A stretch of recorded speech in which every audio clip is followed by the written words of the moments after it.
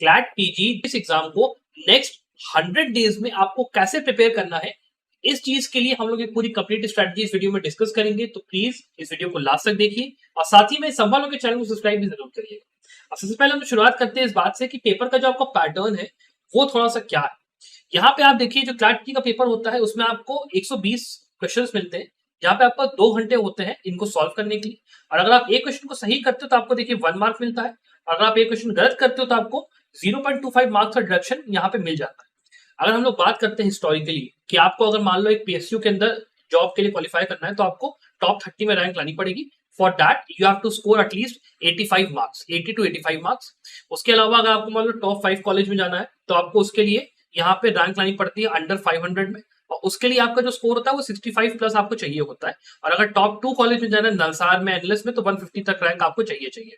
और उसके अलावा आपको जैग एंट्री या बाकी उसके लिए करना है तो उसके लिए फिर स्कोर और आपका कम होता चला जाएगा, मतलब आप 40-50 तक भी ले आओगे तो काम आपका चल जाएगा। That is the optimum score for zag entry. और अगर मान लो कि आपको अच्छा ठीक ठाक टीयर 1 या टीयर 2 कॉलेज चाहिए तो कम से कम 50 मार्क्स लाना इज मोर देन इंपॉर्टेंट। यहाँ पे ये हमारा फैक्ट स्टैब्लिश हो गया। अब यहाँ पे देखिए जो पैटर्न है ओवर द इयर्स चेंज हुआ है।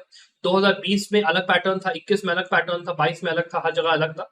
तो हमें दिखता है कि भाई 12 पैराग्राफ विद 10 क्वेश्चन का एक पैराग्राफ है, जहां पे पैराग्राफ का लेंथ बहुत लंबा होता है और जो नंबर ऑफ क्वेश्चन होते हैं वो सारे पैराग्राफ से जुड़े हुए होते हैं, जिस वजह से टाइम लगता है पैराग्राफ में से आंसर ढूंढने में। सो उस वजह से पैटर्न डिफिकल्ट हुआ।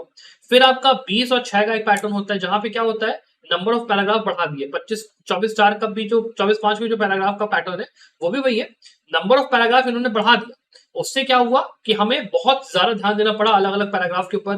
दिमाग बहुत परेशान होता है कि भाई ये सब्जेक्ट भी देखना है, फिर ये सब्जेक्ट भी देखना है, फिर ये टॉपिक आता है नहीं आता वो होता है। तो उसमें बिकॉज ऑफ इस चीज के पेपर आपका छूट जाता है और पैनिक बहुत होता है, तो इसलिए पेपर ये कठिन होता है। तो आपको जब प्रिपरेशन इस बार अपनी करनी है तो इस बार हमें बिल्कुल नहीं पता है कि कौन सा पैटर्न आएगा, इसमें तीनों में से कोई भी आ सकता है।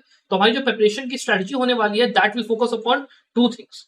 पहली चीज कि हमारा जो ये पेपर पैटर्न का जो पूरा ये मसला है ये सॉल्व हो, हमें सारे पेपर पैटर्न्स का आइडिया हो। और जो दूसरा हमारा पॉइंट है वो ये है कि हमें इतना स्कोर कर लेना है कि एटलीस्ट हम एक टीयर 1 या टीयर 2 कॉलेज आराम से पा पाए। और अगर हम पीएसयूज के लिए टारगेट कर रहे हैं तो उसके लिए भी क्या चीजें आपको करनी पड़ेंगी वो हम इसमें देख के चलेंगे, ठीक है।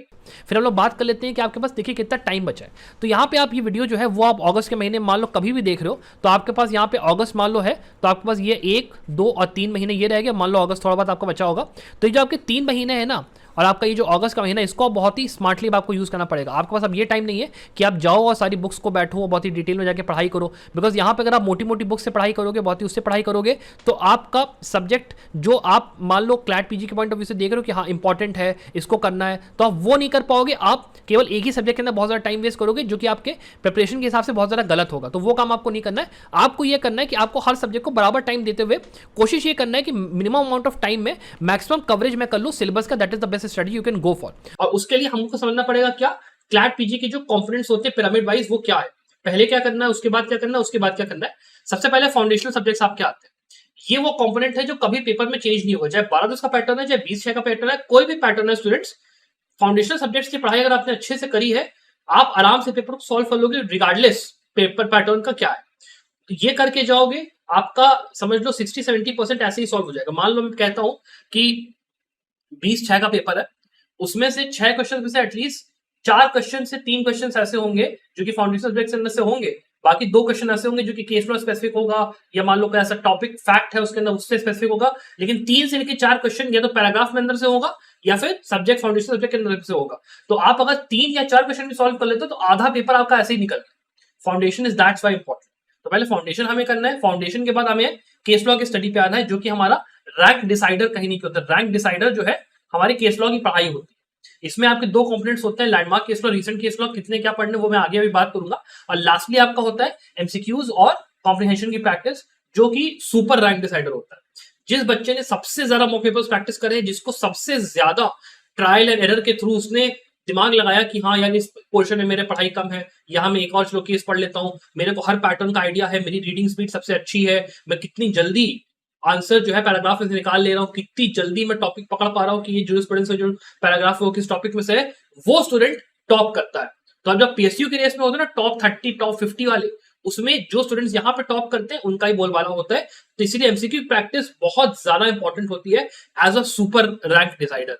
सुपर रैंक डिसाइडर ये होता है, रैंक डिसाइडर आपकी केस लॉ की स्टडी होती है, और फाउंडेशनल स्टडीज जो आपका बेस है वो बनाती है। That is how CLAT PG works, plain and simple. अब इसमें हम लोग अब ये देख लेते हैं कि नेक्स्ट 100 डेज में जो हम लोग पढ़ाई कर रहे हैं तो हमें सब्जेक्ट को किस तरीके से डिवाइड करना है, ठीक है। तो आपके पिछले साल 5 साल का पेपर उठा के देखोगे तो 20 से लेकर 25% पेपर आपका बिजनेस लॉज में से आया है, जहां पे आपको कॉन्ट्रैक्ट, टैक्स, पार्टनरशिप, आईटीसी ये सब होते हैं सब्जेक्ट्स। 30% पेपर आपका आया है क्रिमिनल लॉ में से, जहां पे अब नए जो 3 लॉज हैं, बीएनएस, बीएनएसएस और बीएसए, वो आपके ऐड हो चुके हैं। जेजे, यूएपी, एनटीपीएस, पीएमएलए ये सब आपका रहेगा। 35 से लेकर 30% paper constitutional law, environment law और आपका ये आर्बिट्रेशन, ये सब में हम लोगों ने डाल दिया एडमिनिस्ट्रेटिव लॉ में, और अदर लॉज में आपके ये सब्जेक्ट्स आपके आते हैं। तो इन चारों को अलग अलग डिवाइड करके आपको पढ़ाई अपनी करनी है। लीजिए, चलिए आपको सेल्फ प्रिपरेशन करनी है, लेकिन हाँ सेल्फ प्रिपरेशन करते हुए भी आपको लगता है कि हाँ सर मैं सेल्फ प्रिपरेशन तो कर रहा हूँ, लेकिन मेरे को अगर एक ऐसा जगह मिल जाए जहाँ से मेरे सारे सब्जेक्ट जितने भी आपके यहाँ पे मेंशन्ड है ये सारे के सारे कवर हो जाए, इनके आपको वीडियो लेक्चर्स डिटेल मिल जाए, स्टडी मटेरियल पूरा डिटेल मिल जाए, आपको कहीं भी और दिमाग लगाने की बुक्स वगैरह की जरूरत आपको ना पड़े। साथ ही में आपको 50 फुल लेंथ मॉक पेपर्स जो आपको मैं अपनी मॉक टेस्ट सीरीज बता रहा था वो पूरा आपको एक्सेस मिल जाए, जो आपके केस लॉ समरीज है वो पूरा मिल जाए, रिसेंट केस लॉस की अपडेट भी मिल जाए। साथ में आपको CVT, PG, IIT Kharagpur, ILI वगैरह के मॉक्स भी मिल जाए। साथ में मेरी मेंटरशिप भी रहे, बहुत ही बढ़िया फैकल्टी रहे, स्टूडेंट्स का भी साथ रहे जो कि यहाँ पे तैयारी कर रहे हैं यहाँ पे संभव लॉ के अंदर में, जिससे कि आपको पता चलता रहे कि हाँ भाई मेरी जो प्रैक्टिस है वो कितना यहाँ पे फ्रूटफुल है, कितनी अच्छी है। तो आप हमारा ये जो कोर्स है इसको चेकआउट कर सकते हो। ये जो कोर्स है ना आपका स्टूडेंट्स अभी आपका 4999 में अवेलेबल है, 4999 में इंस्टेड ऑफ 5499 4999 में अवेलेबल है। तो अगर आपको चेकआउट करना है बहुत ही बेहतरीन यहाँ पे ऑफर रहेगा, आप इसको देख सकते हो। और अगर मान लो ऐसा है कि नहीं केवल सर वो नहीं, मैं यहाँ पे तैयारी करना चाहता हूँ सीवीटी पीजी की भी, एलेट पीजी की, आईआईटी खड़गपुर, आईएलआई, बिकॉज ये को क्लैट पीजी में अगर रैंक आया तो ठीक है, लेकिन अगर रैंक नहीं आया तो क्या करोगे भाई, बिकॉज यहाँ पे रैंक आना ना आना कोई भरोसा नहीं है, पेपर का पैटर्न कैसा आएगा क्या आएगा। तो मेरी रिकमेंडेशन रहती है कि हमेशा मल्टीपल एग्जाम से तैयारी करिए, और उसके लिए अगर आपको एक अच्छा कोर्स चाहिए तो आप हमारा complete LLM capsule course check out कर सकते हो। ये आपका कोर्स जो होगा ये आपको 6000 का पड़ेगा। इस कोर्स के अंदर आपको क्या रहता है कि आपको ऑल इंडिया बार का भी हम लोग यहाँ पे पूरा प्रिपरेशन करवा देंगे। यूजीसी नेट मान लो जब भी आप क्वालिफाई चाहते हो एलएलएम करके कि अपना यूजीसी नेट भी मेरे को देना, वो भी हो जाएगा। क्लैट पीजी की भी पूरी तैयारी हो जाएगी, एलेट पीजी सारे एग्जाम्स की भी तैयारी पूरी हो जाएगी। तो ये एक बहुत ही बढ़िया कोर्स है, अगर आपको चेकआउट इसको करना है तो आप कर सकते हो, लिंक आपको डिस्क्रिप्शन में मिल जाएगा। तो आगे चलिए बात करते हैं कि हमें अपने टाइम को डिवाइड कैसे करना है, किन किन टॉपिक्स को कैसे पढ़ना है, क्या करना है। ठीक है, सबसे पहले कॉन्स्टिट्यूशनल लॉ का पार्ट्स, इसके लिए आपको देखिए 20 डेज मैक्सिमम देने, उसके ऊपर आपको नहीं जाना। ठीक, इसके अंदर में सबसे 2 इंपॉर्टेंट सब्जेक्ट्स कौन से, कॉन्स्टिट्यूशनल लॉ और एडमिनिस्ट्रेटिव लॉ। पढ़ाई करने का तरीका क्या है, अब जैसे मान लो कॉन्स्टिट्यूशनल लॉ के अंदर मैं पार्ट 3 देख रहा हूँ, पार्ट 3 के अंदर फंडामेंटल राइट्स में जैसे मान लो गया, और फंडामेंटल राइट्स के अंदर मैं आर्टिकल 19 में गया। अब आर्टिकल 19 में आपको पता है article 19(1) A B C D E F G पूरा लास्ट तक जाता है, वो मुझे पूरा देखना है। उसके साथ में जो उसके करस्पॉन्डिंग मेरे वो हैं रीजनेबल एक्सेप्शंस, वो मेरे को पढ़ने हैं। अब उसमें मैं अगर freedom of speech and expression पे गया हूं तो उसके जुड़े अंदर जितने जितने रीजनेबल एक्सेप्शंस दिए हुए हैं उनके अंदर मैं गया, उसके अंदर एक एक केस मैंने पढ़ा। रमेश थापर का है, अच्छा हिंदुस्तान पेपर्स का है, अच्छा ये वाला है, अच्छा इसके आगे जो जो फ्रीडम्स के अंदर रिस्ट्रिक्शंस है वो मैं देखता चला गया। फिर ट्रेड एंड कॉमर्स का आया, उसके अंदर मैं गया, फिर उसके अंदर की जो केसेस है वो मैं देखता गया, उसमें क्या हेल्ड किया था वो देखता गया, सीरीज ऑफ केसेस क्या वो देखता गया, और मेरी पढ़ाई वहां पे आर्टिकल 19 खत्म हो गई। इस तरीके से पढ़ाई करनी है। मतलब जैसे आप कॉलेज के अंदर पढ़ाई करते हो और आपको ये पता है आखिरी के 3-4 दिन बचे हैं, मेरा एग्जाम आने वाला है, मेरे को कॉपी में भरनी है, अपनी आंसर राइटिंग करनी है, और मेरे को जल्दी जल्दी करना है। 10-10 घंटे आप बैठ के जो पढ़ाई करते हो ना, उसी पैटर्न में पढ़ाई यहाँ पे अब होने वाली, बिकॉज 100 दिन का टाइम अब केवल रह गया है, और यहाँ पे हमें टारगेट लेके चल रहे हो भाई हमारे को टॉप 5 कॉलेज मिल जाए। वो करने के लिए कम से कम 10 से 11 घंटे, मतलब 8, 10, 9, 11 घंटे उससे कम में पढ़ाई होने नहीं वाली, और ये आपको पैटर्न फॉलो करना पड़ेगा जो मैंने आपको एक्जैक्टली अभी बताया। तेज पढ़ाई करनी है, जल्दी जल्दी उड़ा के थोड़ा सा पढ़ना, माफ करना मेरे को थोड़ा सा दिक्कत करेगा, प्रॉब्लम होने वाली है मैं जानता हूँ, बट और कोई तरीका नहीं है, बिकॉज दिन इतने कम रह गए और इसमें यही हो पाएगा। हम लोग उसमें भी ये मान के चल रहे हैं कि बेस्ट सर्कमस्टांस रहेगा तब हो पाएगा, बहुत डिफिकल्ट होगा मैं जानता हूँ, लेकिन करके आपको चलना पड़ेगा। एडमिनिस्ट्रेटिव लॉ, कॉन्स्टिट्यूशनल लॉ पकड़ के चलिए, इसको आप कम से कम 10 से लेके बस मैक्सिमम 12 दिन दे सकते हो, उसके ऊपर आप जा नहीं सकते। उसके बाद आपका आ जाता है दूसरा लेबर लॉ, फिर आपका एनवायरमेंट लॉ के जितने आपके एक्ट्स है वो आपके आ गए, और उसके बाद आर्बिट्रेशन कंटेम्प्ट है, इसको आप मैक्सिमम चले जाओ 2 दिन दे दो, इसको आप मैक्सिमम चले जाओ 2 दिन दे दो, 4 यहाँ हो गया, और इसके अलावा 1 दिन यहाँ इसको दे दो, काम खत्म, आपके डेज यहाँ पे खत्म होते हैं। इसमें आपको फिर केस लॉस की प्रिपरेशन करनी, वो भी मैं आपका आगे बात करूंगा अभी। तो ये आपका हो गया। अब इसके बाद हम लोग जो दूसरा टॉपिक है वो है आपका क्रिमिनल लॉस का। अब क्रिमिनल लॉस के अंदर 20 डेज आपको देने हैं। इसके अंदर आप ये समझ चलिए कि आईपीसी, सीआरपीसी और एविडेंस, ये तीनों जो आपके बेयर एक्ट है ना, तीनों की तीनों जो आपकी बेयर एक्ट है, ये तीनों की तीनों बेयर एक्ट कहीं पे चेंज नहीं हो रही है। इनके अंदर बस नए प्रोविजन थोड़े से ऐड किए गए हैं, यहाँ पे पनिशमेंट्स को थोड़ा सा चेंज कर दिया गया, प्रोसीजर के अंदर थोड़ा सा चेंज ला दिया, बस काम हो गया। That is what they have done. तो उसको यहाँ पे टैकल करने के लिए बेस्ट तरीका क्या है, तीनों को जाओ, अपना जो नॉर्मल है वो पढ़ो, जो चेंजेस आए हैं वो पढ़ो, और काम खत्म करो मैक्सिमम। और यहाँ पे कंसोर्शियम कोशिश ये करेगा कि भाई देखो अब मैं ऐसा करता हूँ कि आपको पता है कि आपने सबसे ज्यादा पढ़ाई चेंजेस पे करी है, उस पे करी है, तो आप इसी में क्वेश्चन आप एक्सपेक्ट करके चल रहे हो कि पूछेगा कल सोचिए, लेकिन कल सोचिए आपके साथ गूगली खेलेगा। तो हमको ज्यादा टाइम इसमें वेस्ट नहीं करना है। मैक्स टू मैक्स इतना 15 दिन दे दो, 15 दिन से ऊपर नहीं जाना चाहिए। और बाकी ये जितने आपके एक्ट्स है ना, इसको आप एक एक दो दो दिन में आराम से भी खत्म करोगे, आराम से उड़ उड़ के आपका हो जाएगा। ज्यादा से ज्यादा कुछ नहीं करना है। उसके बाद 15 डेज में आपको बिजनेस लॉस को कंप्लीट यहाँ पे करना है। यहाँ पे सबसे इंपॉर्टेंट है कॉन्ट्रैक्ट, कंपनी, टीपीए, और बाकी के आपके एक्ट्स आते हैं। इनको करने के लिए कुछ नहीं, कंपनीज ऐप को आप जाओ 4-5 दिन में खत्म करो। बाकी कॉन्ट्रैक्ट्स और सब मिला के करोगे, 15 दिन में आराम से हो जाएगा। बहुत बड़ी चीज है। लास्ट में आपका आता है अदर डेज में, अदर पार्ट्स में 20 डेज आपका जाएगा अदर लॉज में। इसमें और इसमें देखो क्या करना है कि इंटरनेशनल और जूरिस्प्रूडेंस को पहले तो जाके 7-7 दिन दे दो सीधे सीधे, बिकॉज इसके अंदर सबसे ज्यादा आपका क्वेश्चन आता है। हर साल 2 पैराग्राफ इंटरनेशनल और जूरिस्प्रूडेंस में से आएगा ही आएगा। तो वो आपको लेकर चल रहा है कि भाई मेरे को 4 पैराग्राफ ने मजबूत करके चलने चलने। तो इसके लिए आपने इसको टाइम दे दिया, आराम से इसको पढ़ो, कैसे पढ़ना है क्या पढ़ना है उसके लिए मैं आगे बात करूंगा। फिर हिंदू लॉ, इसको जाओ 3-4 दिन में करो। आपका आईपीआर है, ये पेटेंट वगैरह है, इसको आप जाओ 2-3 दिन दे दो, काम आराम से हो जाएगा। कोई बहुत बड़ी चीज नहीं है। तो ये आपने दिनों को मैंने डिवाइड कर दिया, किस तरीके से आपको सब कुछ करके चलना है। एक टॉपिक वाइज पूरा सिलेबस क्या क्या टॉपिक कवर करना है, क्या करना है 100 डेज में, वो अभी आप एक सेपरेट वीडियो में लाने वाला हूं, उसको प्लीज देख लेना, वहां से आपका काफी। फिर बात कर लेते हैं कि केस लॉज को आपको कैसे पढ़ना है, क्या करना है, कैसे आपको उसको डील करना है। तो देखो केस लॉज आपके ना स्टूडेंट 2 टाइप के हैं। जैसे आपका पहली बात है लैंडमार्क केस लॉज, जो कि आपके 3 जज, 7 जज, 5 जज बेंच के होते हैं। और इसके अंदर किसी इंपॉर्टेंट कॉन्स्टिट्यूशनल बेंच का डिसीजन, जैसे मान लो पुट्टा स्वामी की बात कर लिया, जस्टिस लखनऊ पाटिल की बात कर लो, रजिस्ट्रेशन वाला, ये इंपॉर्टेंट टाइप के जजमेंट्स इसके अंदर दिए होते हैं। इनको अगर आपको करना है तो इसके लिए आपकी 2 सोर्सेज हैं। पहले है आपका SC ऑब्जर्वर, यहाँ पे आप चले जाना, यहाँ के ऊपर आप जाना, उसके ऊपर डिसाइडेड केसेस का टैब खोलना, वहाँ पे आपको सारे ये केसेस मिल जाएंगे। दूसरा आपका गूगल पे सर्च करना supreme court landmark cases. Supreme court landmark cases जैसे ही सर्च करोगे आपको सुप्रीम कोर्ट की खुद की ऑफिशियल वेबसाइट मिलेगी। वहाँ पे आप जाओगे, आपको ईयर वाइज 2025, 2022, 2023 सबका यहाँ पे केसेस का लिस्ट मिल जाएगा, उसका केस लॉज मिल जाएगा। आप वहाँ से भी अपना कर सकते हो। तो लैंडमार्क आपका वहाँ से कवर कहीं ना कहीं हो जाएगा। लेकिन एक बात ध्यान रखना कि आपका करीब 100 केसेस ही होंगे, इसमें आपको कम से कम 200 करने की जरूरत है। तो आप हमारा प्लीज जो लक्ष्य सीरीज वाला वीडियोज है उसको भी फॉलो करते रहिएगा, बहुत इंपॉर्टेंट वो आपके लिए रहेगा। बिकॉज इससे आपका सफाइस नहीं होगा पूरा, तो उसके लिए आपको कंप्लीट करने के लिए आपको वो चीज़ फॉलो करनी चाहिए।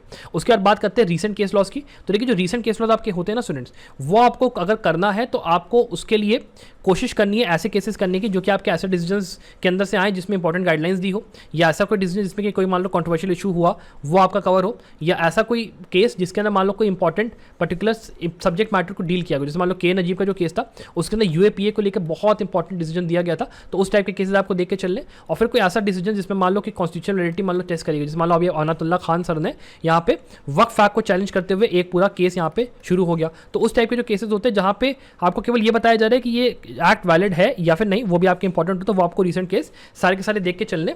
और आप ये कोशिश करो कि आप 2025 के पहले स्टार्ट करो सारे के सारे केसेस देखना, और उसके बाद अगर टाइम मिले फिर 2024 के ऊपर जाओ। अब अगली जो सवाल आती है वो आती है सर कि हमको जो लैंडमार्क केसेस है उनके नोट्स वगैरह कैसे बनाने, उनकी तैयारी हमको कैसे करनी है। तो देखो लैंडमार्क केस लॉ का सीधे सीधे फंडा ये है कि आप जाइए, नेम ऑफ द केस पढ़िए, जो उसका रेसिडेंडाई था और जो उसका ऑबिटर था वो आपने देख लिया, जो लॉज इसके अंदर इन्वॉल्व थे वो आपने देखे। ये जो 3 चीज़ें सबसे ज़्यादा इंपॉर्टेंट है। अगर आप इसके अंदर में इश्यूज़ है, इश्यूज़ को आप छोड़ दो, फैक्ट्स वगैरह है उससे मतलब नहीं, उसको छोड़ दो। बेंच का नाम भी जो है उसको भी चाहो तो आप छोड़ दो, बिकॉज अब इतना टाइम नहीं रहेगा कि ये सब चीज़ें याद करो। 1 या 2 क्वेश्चन मैक्स पूछा जाएगा, तो उसके लिए दिमाग खराब करने का पॉइंट नहीं बनता है। कोरम ऑफ जजेस याद कर पा रहे हो करो, नहीं याद कर पा रहे जैसे मैंने कहा छोड़ दो। इंपॉर्टेंट जजमेंट्स उसके साथ में जो कवर्ड थे वो आपने देख लो, प्रिंसिपल डॉक्ट्रिन सब पढ़ने की जरूरत नहीं है, तो उस चीज़ को छोड़ दो। तो इस तरीके से आपके जो नोट्स होंगे वो आप एक रजिस्टर पूरा बना लेना, और उसके अंदर एक बनाना इंडेक्स रजिस्टर, और जो इंडेक्स रजिस्टर होगा ना उसके अंदर केस का नाम नोट करना और क्या हेल्ड हुआ था वो नोट करना, और दूसरा जो रजिस्टर होगा उसके अंदर आप जाके इस पूरे केस लॉस की पूरे नोट्स वगैरह बना लेना। आपका काम आपका हो जाएगा। रिवीजन के टाइम पे नवंबर के महीने में बहुत ज़्यादा काम आपको ये आएगा। फिर बात कर लेते हैं यहाँ पे रीसेंट केस लॉस को पढ़ने का तरीका क्या है। देखो रीसेंट केस लॉस के लिए आपको 2 सोर्सेज में बता दे रहा हूँ। एक आपका SEC ऑनलाइन ब्लॉग, ये आपका जो सोर्स है फ्री ऑफ कॉस्ट है, इसके अंदर आपको जो भी रीसेंट केस लॉस होते हैं उसके अपडेट्स वगैरह मिलते रहते हैं। दूसरा आपका लाइव लॉ के ऊपर आप चले जाओगे तो उनका एक यूट्यूब चैनल है, वहाँ पे आपको जो लाइव लॉ के अंदर में अपडेट्स लोग देते हैं रीसेंट वाले वो आप देख सकते हो, या फिर लाइव लॉ की वेबसाइट है, अगर आप सब्सक्रिप्शन लेकर फॉलो करते हो तो वहाँ पे आपको केस लॉ डाइजेस्ट वगैरह मिलते हैं, तो उसको अगर आप फॉलो कर रहे हो तो वो भी एक बहुत ही अच्छा सोर्स रहेगा पढ़ाई करने का। लेकिन बहुत ज़्यादा ये आपका बल्कि हो जाता है, तो उसके लिए मैं आपको रिकमेंड करूँगा कि देखो लास्ट मोमेंट पर आपका मैंने बेसिकली संभव लॉ में क्या करके रखा हुआ है कि हर साल हम लोग जाते हैं और हर महीने का हम लोग जाते हैं मनु पात्रा के ऊपर SEC ऑनलाइन हर उस पर जाके रिसर्च करके हम लोग पूरा लिस्ट बनाते हैं। उसके बाद हम लोग पूरे उसके केस लॉ समरीज बनाते हैं कि कौन कौन से केसेस आपको पढ़ने हैं, कौन से इंपॉर्टेंट है, कौन से नहीं है, ताकि आपको इस झंझट से कहीं ना कहीं छुटकारा मिल पाए। तो उसके लिए अगर आप हमारे 399 वाले कोर्स में एनरोल्ड हो तो आपको ये पूरे बेनिफिट मिल जाते हैं along with mock papers and case law summaries. तो वो आपका बहुत ही अच्छा सोर्स रहेगा, बिकॉज आपको देखो लास्ट के महीने में जब आप आओगे नवंबर में, आपको मॉक पेपर तो देखो लेना ही पड़ेगा। बिना मॉक पेपर की तैयारी करने का सोचो तो क्लैट पीजी किसी जन्म में नहीं निकलने वाला, ये बात ध्यान रख के चलना। बिकॉज बिना तैयारी आप कर रहे हो और आपने अगर उसको टेस्ट आउट नहीं करा कि तैयारी कैसी है क्या है, आपको कैसे पता चलेगा कि आपकी तैयारी कैसे है। और यही जो आपका मॉक पेपर की प्रैक्टिस होती है ना, कम से कम जो अच्छे स्टूडेंट्स होते हैं वो 30 से लेकर 40 मॉक्स बिना लगाए जाते नहीं एग्जाम के अंदर। तो अगर आप ये काम नहीं कर रहे हो तो मैं आपको रिकमेंडेशन दूंगा, प्लीज मॉक पेपर्स में इन्वेस्ट करिएगा। चाहे मेरी कोचिंग का एनरोल कर लो, चाहे आप किसी और कोचिंग का एनरोल करो, एनरोल जरूर करना, that is very important. Recent case laws पे आते हो तो आपको बस 3 चीजें यहाँ पे रीसेंट केस लॉस के लिए नोट करने, नेम, रजिस्ट्रेशन आई और लॉज इन्वॉल्व। उससे ज्यादा की आपको जरूरत यहाँ पे अभी नहीं है, बाकी जब चीजें आपको पढ़ने की जरूरत नहीं है। अब इसके अलावा सोर्सेज मैंने आपको सारे बता दिए, सब कुछ मैंने वो बता दिया। अगर आपको वीडियो पसंद है वीडियो को लाइक और शेयर स्टूडेंट जरूर करिएगा। I wish you the very best of luck for your success. Bye. इसके आगे आपको कहां से पढ़ाई क्या करनी है वो आप समझ लें। देखो 3-4 सोर्सेज है जो मैं रेकमेंड करूंगा। पहला आपका जुडिशियल सर्विसेज की एक रेडी रेगुलर आती है परीक्षा मंथन की, समर्थ अग्रवाल की। ये बुक जाके भाई खरीद लो, चाहे जुडिशरी की तैयारी करोगे, चाहे आगे किसी भी XYZ एग्जाम की तैयारी करोगे, ये बुक बहुत काम आने वाली, रिवीजन के लिए बेस्ट बुक है, इसको जरूर लेना। दूसरा एक सिंगल से आपकी बुक आती है, 3 आपके वॉल्यूम्स आते हैं मल्टीपल चॉइस क्वेश्चंस की, जुडिशियल सर्विस एग्जामिनेशंस की, ये ले लो। सारे के सारे जो आपके सब्जेक्ट्स हैं उसके एमसीक्यूज आपको इस बुक के अंदर मिलेंगे, इसको प्लीज लेना। उसके अलावा लैंडमार्क केस लॉस के लिए, listen to me, landmark case laws के लिए you have to go to SC observer और जितने केस दिए हैं सारे के सारे पढ़ के घोट के पी जाओ। आपका 70-80% काम लैंडमार्क केस लॉ का ऐसे ही हो जाएगा।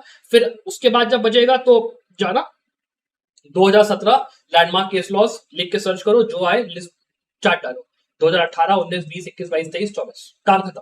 लैंडमार्क केस लॉस जाओ, गूगल पे सर्च करो, जो लिस्ट मिले उठाओ, पढ़ डालो, खत्म करो। जरा दिमाग लगाने की जरूरत अभी नहीं, ठीक। वरना संभव लॉ में आ जाओ, हम लोगों ने काम करके रखा हुआ है पूरा, एकदम फिल्टराइज करके पूरा केस लॉ समरी के साथ पूरा दिया हुआ है, वो कर सकते हो। वरना ये काम अभी करो शॉर्टकट का। उसके बाद यहाँ पे live law, SEC online blog और बार एंड बेंच, ये 3 में से कोई एक वेबसाइट पकड़ लो, 2 वेबसाइट पकड़ लो।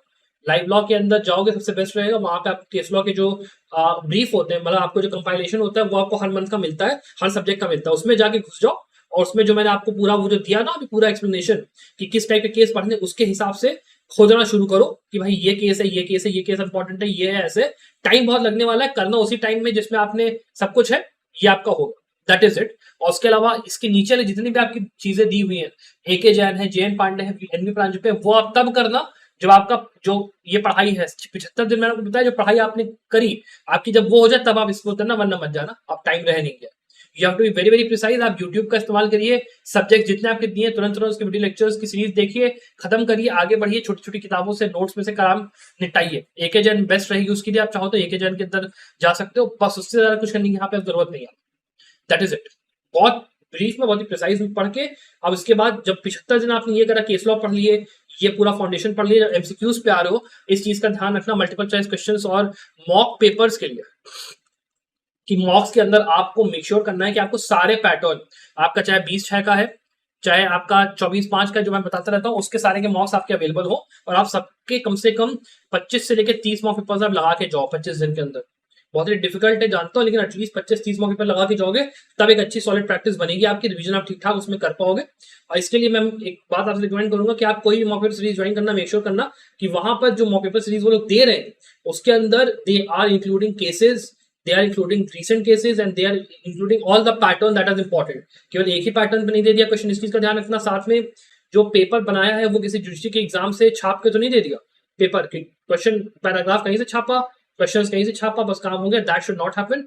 पैराग्राफ और क्वेश्चंस के अंदर लिंकेज होना चाहिए, डिफिकल्टी पता चलनी चाहिए, पैराग्राफ के अंदर से आंसर मिलना चाहिए।